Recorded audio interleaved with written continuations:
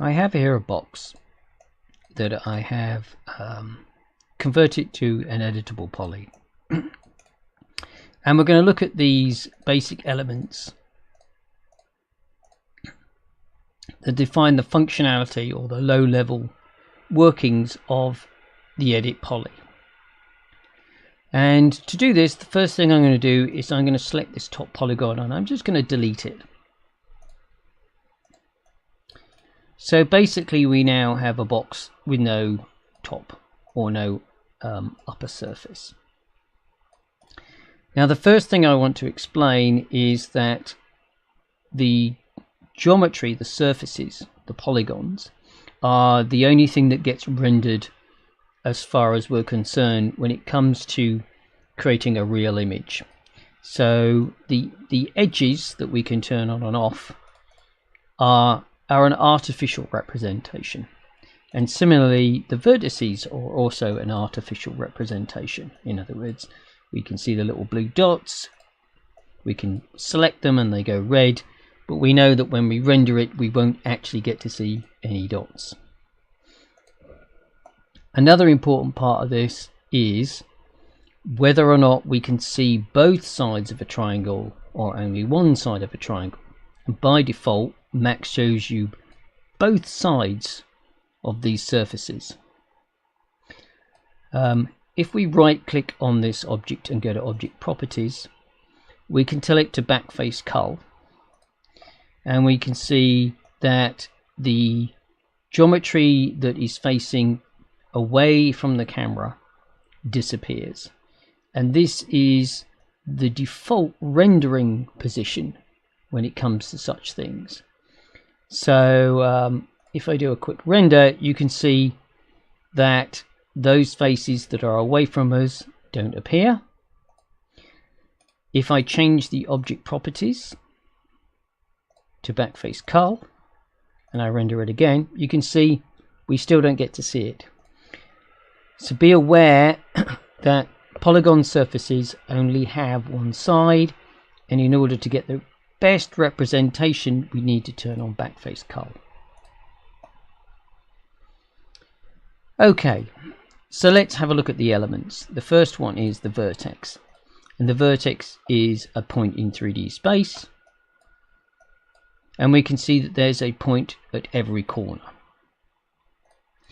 The next one is the edge, and edges are two connected vertices.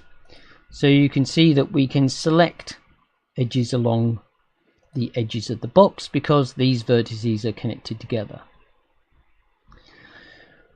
We should also note that there are hidden edges that we cannot see, and the reason for this is that everything in a mesh or an editable poly is made up of triangles, and I can show that by turning on Edit Triangles, and you can see here is one of the triangles. Let's go to another view, and again you can see all of what previously looked like a four-sided object is actually made out of triangles, and that's because triangles are the simplest surface.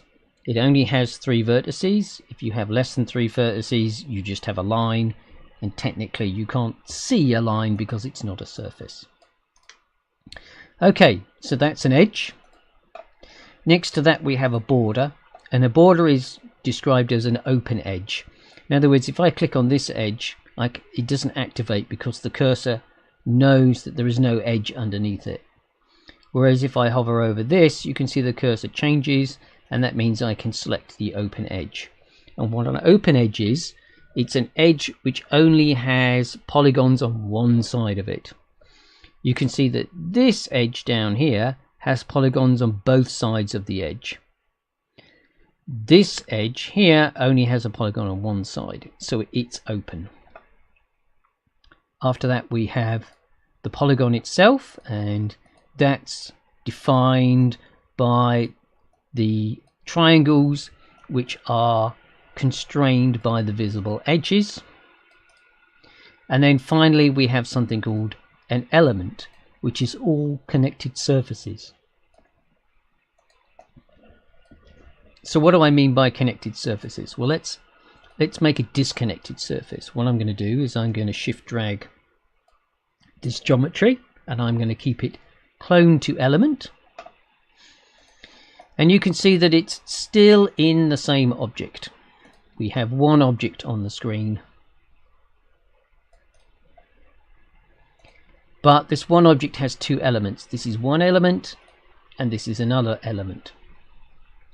And the reason that they're elements is because all of these surfaces are connected. And this surface is not connected. So let's see if I can connect this surface to the original box. So what I'm going to do is I'm just going to try and weld this up. And I can select this vertex and I get a little rubber band indicating where I'm going. And if I try and weld it to the bottom here, it's just not going to work. And that's because this vertex has edges and all of its edges are occupied. In other words, that means that it's not, this vertex has no open edges. So it would be topologically wrong for me to be able to connect this vert. I can connect this vertex to an open edge though. So let's do that. Now you can see that what I have is this surface is now connected continuously to the other one. And if I go in and I select an element, you can see that it selects everything. So a connected surface is one where the edges, at least one edge, is shared. Okay, so vertices are points, edges are connected points, borders are edges which only have one side, which is a surface. Polygons are surfaces, and elements are surfaces which are connected with at least one shared edge.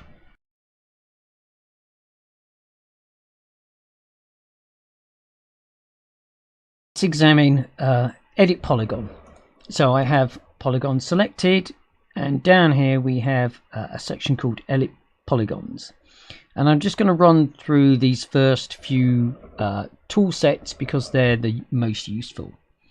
The first one is insert vertex, which actually isn't that useful. What it does is it adds a vertex onto any particular surface.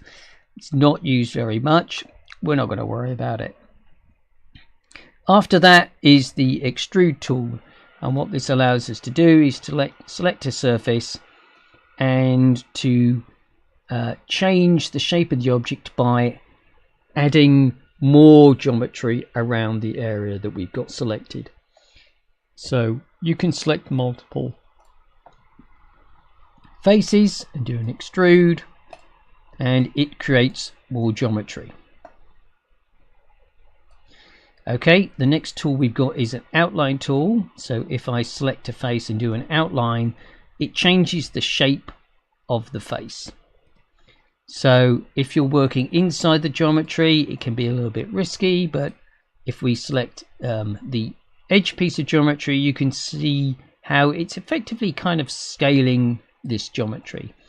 Again, it works with multiple faces. Careful when you're using it with just one face on a continuous surface. So that's the outline tool. What the bevel tool does is it combines these two things into one operation. So I can select a face, I can do an extrusion, and then do an outline straight away. Let's just do this with multiple surfaces.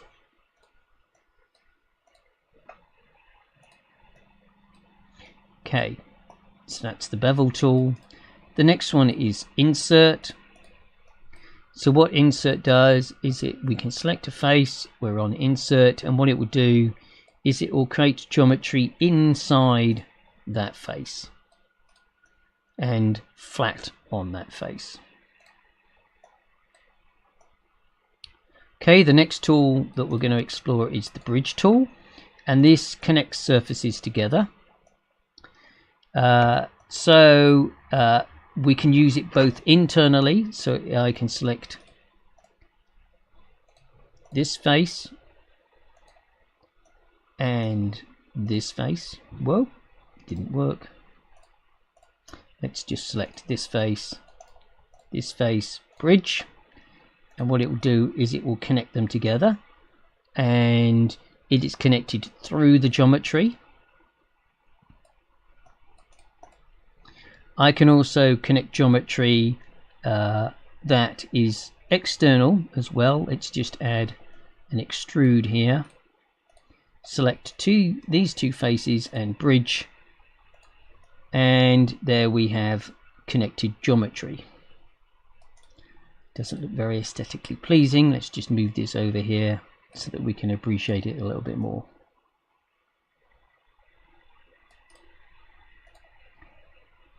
And then the final option we've got is flip. Now, if I go back to my object properties and I make sure that my backface color is on, so we know that these surfaces are only one-sided, and the important thing is which way are they facing. So let's go and select a face and move it. Make sure it's an element, so it's still part of the object, and we can see that this face is visible when we look at it from this side and is invisible when we look at it from this side. And what the flip button does is it just reverses that role. So you can change internal geometry to external and external geometry to internal. So let's have a look at where this is most particularly useful. If I just delete this for the moment, make myself another box. I'm going to convert this to an editable poly, and I am going to make sure that it's got backface color on it. And I'm just going to take the lid off the box, and we can see that normally when we model a box we expect to see the outside of the box and not the inside. But if we were modeling a room, we would expect to see the inside and not the outside. So what I can do is I can select this element, I can go into poly mode, I can flip the geometry around, and now you can see that this is as if I was inside the room and the outside of the room is invisible. Let's look at edge mode now. So the first thing is the selection tools. There's two very important buttons here. One is called ring and one is called loop. So if I select this edge and I select ring, what happens is that it will select all the other edges that are in a ring around the object, and a ring is defined by opposite edges. If you have a quad and you select one edge, that quad will have another edge that is opposite, and that defines the ring. So this edge has an opposite edge here, and this edge has an opposite edge here. If I select this edge and go ring, you will see that it will go around the object selecting opposite edges. And if the object's well made, you end up back where you started. If I select this edge and I select ring, it goes around this way. Loop does the opposite thing. If I select loop, it selects adjacent edges. Now these two selection tools are very, very useful in combination to the connect tool, because it helps you to quickly subdivide the geometry. So if I go in here and I select ring and then I do a connect, what connect does is it adds new geometry, and you can see how this new geometry connects the original geometry that we had. Let's do this again. Select a ring. When I press the connect button, it will connect all of these edges together with more geometry. And what we're effectively doing here is we're subdividing the surfaces into more complicated surfaces. And that is pretty much the tools for the edge editing mode.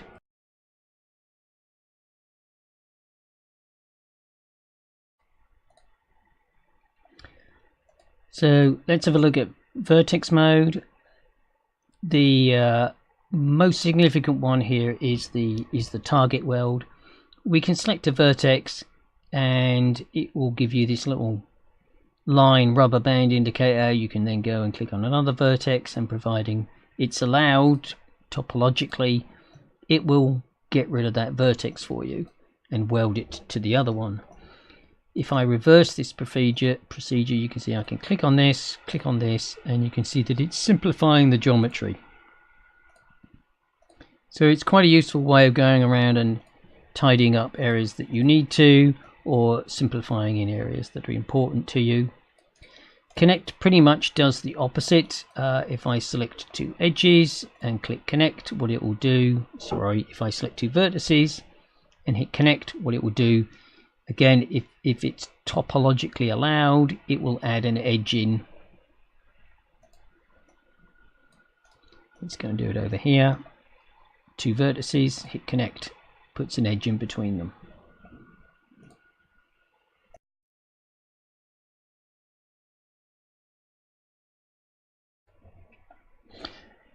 So for the last two elements or processes, we have the border, and pretty much we only use the cap function. So if I go in and I select this border here and I hit cap, what it will do is it will generate geometry that will fill in the hole.